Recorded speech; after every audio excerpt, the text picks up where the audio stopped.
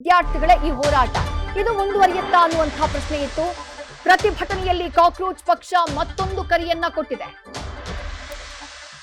ದೇಶಾದ್ಯಂತ ಕ್ಯಾಂಡಲ್ ಮಾರ್ಚ್ಗೆ ಕರೆಯನ್ನ ಕೊಟ್ಟಿದೆ cockroach Janata party. ನಾಳೆ ಸಂಜೆ 6 ಗಂಟೆಗೆ ಕ್ಯಾಂಡಲ್ ಮಾರ್ಚ್ ಅನ್ನ ನಡೆಸುವುದಕ್ಕೆ ಕರೆಯನ್ನ ನೀಡಲಾಗಿದೆ. ಎಲ್ಲಾ ಕಡೆಗಳಲ್ಲೂ ಮೇಣದ ಬತ್ತಿಯನ್ನ ಹಿಡಿದು ನಡಿಗೆಯನ್ನ ಮಾಡೋಕೆ ಕರೆಯನ್ನ ಕೊಟ್ಟಿದೆ ಕಾಕ್ರೋಚ್ ಜನತಾ ಪಾರ್ಟಿ. ನೀಟ್ ಪ್ರಶ್ನೆ ಪತ್ರಿಕೆ ಸೋರಿಕೆಯನ್ನ ಖಂಡಿಸಿ ನಾಳೆ ದೇಶಾದ್ಯಂತ ಕ್ಯಾಂಡಲ್ ಮಾರ್ಚ್ಗೆ ಕರೆಯನ್ನ ನೀಡಲಾಗಿದೆ.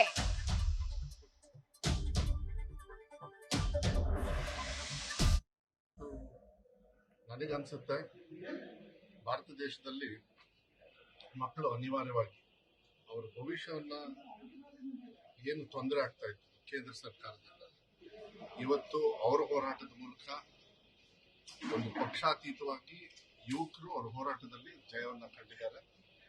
ಏನು ಧರ್ಮೇಂದ್ರ ಪ್ರಧಾನ್ ಶಿಕ್ಷಣ ಸಚಿವರಿದ್ದಾರೆ, ಅವ್ರು ರಿಸೈನ್ ಮಾಡಿದ್ದಾರೆ ಅಂತ ಈಗ ಮಾಹಿತಿ ಬಂತು. ಇದು ಇನ್ನು ಮುಂಚೆನೆ ಮಾಡಬೇಕಾಗಿತ್ತು. ಅವ್ರಿಗೆ ಏನಾದರೂ ನಿಜವಾಗ್ಲೂ ಮರ್ಯಾದೆ ಗೌರವವನ್ನು ಉಳಿಸ್ಕೊಳ್ಳೋದು ಆಗಬೇಕು ಅಂತ. ಆದರೆ ಇವತ್ತು ಯಾರು ಈ ಹೋರಾಟಕ್ಕೆ ಇಡೀ ಭಾರತ ದೇಶದಲ್ಲಿ ಪಕ್ಷಾತೀತವಾಗಿ ಬಿಜೆಪಿಯವರು ಕೆಲವರು ಹೋರಾಟ ಮಾಡಿದ್ದಾರೆ, ಅವ್ರ ಮಕ್ಕಳು ಕೂಡ ಅಲ್ಲಿ ಹೋಗಿದ್ದಾರೆ, ಬಹಳ ಬೇಕಾದವರು ಎಲ್ಲರೂ ಕೂಡ ಹೋಗಿರೋದ್ರಿಂದ ಅವರಿಗಿದು ಜಯ ಬಂದಿದೆ. ಆದರೆ ನನಗನ್ಸ್ತದೆ ಇದು ಇಲ್ಲಿಗೆ ನಿಲ್ಬಾರ್ದು. ಏನು ಜಂತರ್ ಮಂತರಲ್ಲಿ ಮಕ್ಕಳ ಮೇಲೆ ಲಾಠಿ ಪ್ರಹಾರವನ್ನು ಮಾಡಿದ್ದಾರೆ, ಅದನ್ನು ಕೂಡ ಏನು ಮಾತನ್ನು ಕೊಟ್ಟಿದ್ದಾರೆ, ಅವ್ರು ಯಾರ್ಯಾರು ತಪ್ಪಿಸ್ತಿರ್ತಾರೆ. ಯಾಕೆಂದ್ರೆ ಕಾನೂನನ್ನ ಯಾರು ಬೇಕಾದ್ರೆ ಕೈಗೆ ತಗೊಳ್ಳೋದಕ್ಕಾಗೋದಿಲ್ಲ. ಅದನ್ನ ಯಾರ್ಯಾರು ಆ ಮಕ್ಕಳಿಗೆ ಹೊಡೆದಿರೋದಿರ್ಬೋದು, ಗಾಯ ಆಗಿರ್ಬೋದು, ಮನಸ್ಸಿಗೆ ನೋವಾಗಿರ್ಬೋದು, ಬೇರೆ ಬೇರೆ ರೀತಿಯಲ್ಲಿ ಅವ್ರಿಗೆ ತೊಂದರೆ ಕೊಟ್ಟಿದ್ದಾರೆ, ಅವ್ರ ಬೇಡಿಕೆಗಳೇನಿದ್ದಾವೆ ಅದೆಲ್ಲದೂ ಕೂಡ ಕೇಂದ್ರ ಸರ್ಕಾರದವರು ಅದಕ್ಕೆ ಸ್ಪಂದನೆ ಮಾಡಿ ಅವರಿಗೆ ಉತ್ತರವನ್ನು ಕೊಡಬೇಕಾಗುತ್ತೆ. ಆದರೆ ನಾನು ಈ ಸಂದರ್ಭದಲ್ಲಿ ಒಬ್ಬ ಶಿಕ್ಷಣ ಸಚಿವನಾಗಿದ್ದು, ಯಾಕೆಂದ್ರೆ 3 ವರ್ಷ ನಾನು ಕೆಲಸ ಮಾಡಿದ್ದೀನಿ, ನನಗೆ ಗೊತ್ತಿಲ್ಲ.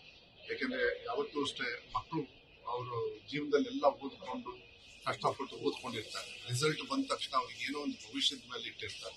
ಆದ್ರೆ ಈ ತರ ಬಂದು ಒಂದು ನೀಟ್ ಲೀಕೇಜು ಆಗಿ ಏನೋ ಕ್ವಶನ್ ಪೇಪರ್ ಲೀಕೇಜ್ ಆದ ತಕ್ಷಣ ಅವ್ರ ಭವಿಷ್ಯನ ಹಾಳಾಗೋಗ್ಬಿಡುತ್ತೆ. 30 ಜನರು ತೀರ್ಕೊಂಡು ಹೋದ್ರು ಇಡೀ ಭಾರತ ದೇಶದಲ್ಲಿ. ನನಗನ್ಸುತ್ತೆ ಕೇಂದ್ರ ಸರ್ಕಾರದವರು ಇವ್ರಿಗೆ ಏನಾದ್ರು ಗೌರವ ಇದ್ದಾರೆ.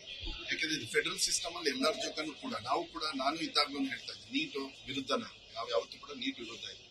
ರಾಜ್ಯ ಸರ್ಕಾರಗಳಿಗೆ ಕರಿಬೇಕು, ಎಲ್ಲ ಇಡೀ ರಾಜ್ಯದಲ್ಲಿ ಇರ್ತಕ್ಕಂಥ ಇಡೀ ದೇಶದಲ್ಲಿ ಇರ್ತಕ್ಕಂಥ ಎಲ್ಲ ರಾಜ್ಯದವ್ರನ್ನ ಕರೆದು ಯಾವ ರೀತಿ ನಾವು ಮಾಡಬೇಕು, ಹೆಂಗ್ ಮಾಡಬೇಕು ಅಂತ ಕೇಳಿದಾಗ. ಯಾಕಂದ್ರೆ ಇಲ್ಲೆಲ್ಲ ಕೂಡ ನಾವು 3 ಎಕ್ಸಾಮ್ ಮಾಡಿದೀವಿ ಒಂದೇ ವರ್ಷ, ನಿಮ್ಗೆಲ್ಲರಿಗೂ ಗೊತ್ತಿದೆ, ರಿಸಲ್ಟ್ ಕೂಡ ಕೊಟ್ಟಿದ್ದೀವಿ. ಎಲ್ಲರನ್ನೂ ಕರೆದು ಮಾತಾಡಿದಾಗ ಅದು ಒಳ್ಳೆ ರೀತಿಯಲ್ಲಿ ಅದು ಉತ್ತರವನ್ನು ಕೊಡಕ್ಕೆ ಅನುಕೂಲ ಆಗುತ್ತೆ.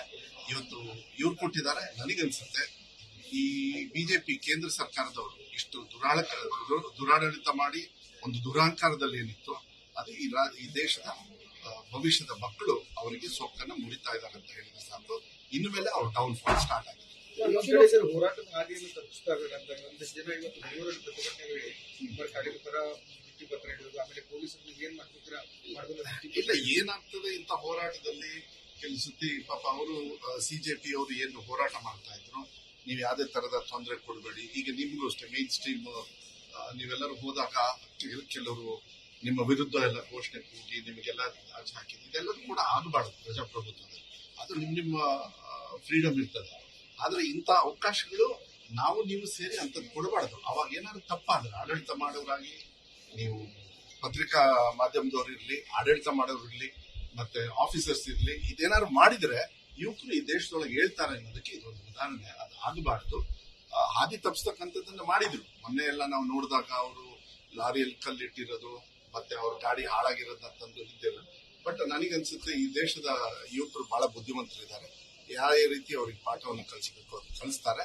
ಆದ್ರೆ ಇನ್ನೂ ಕೂಡ ಬರೀ ಇದೊಂದೇ ಇಲಾಖೆ ಅಲ್ಲ, ಯಾವ ಇಲಾಖೆಯಲ್ಲಿ ಇವರು ದುರಹಂಕಾರವನ್ನು ತೋರಿಸ್ತಾ ಇದ್ದಾರೆ ಅದೆಲ್ಲದೂ ಕೂಡ ಬೀದಿಗೆ ತರಬೇಕಾಗ್ತದೆ. ಜನರಿಗೆ ಅರ್ಥ ಮಾಡ್ಕೊಂಡು ಸರ್ಕಾರಕ್ಕೆ ಪ್ರಶ್ನೆ ಮಾಡೋ ಹಕ್ಕು ಅವ್ರಿಗಿರ್ತದೆ. ಯಾವ ಬೆರಳಿಂದ ಮತ ಹಾಕಿದವರು ಆ ಬೆರಳನ್ನ ಇವತ್ತು ಫ್ರಾಕ್ಚರ್ ಮಾಡ್ಕೊಂಡಿದ್ದಾರೆ ಅಂತ ಹೇಳಿದ್ರೆ ಈ ದೇಶದ ದುರಂತ ಏನಿದೆ ಅಂತ ಹೇಳಿದ್ರೆ ಇವತ್ತು ಉತ್ತರ ಇವತ್ತು ಸಿಕ್ಕಿದೆ.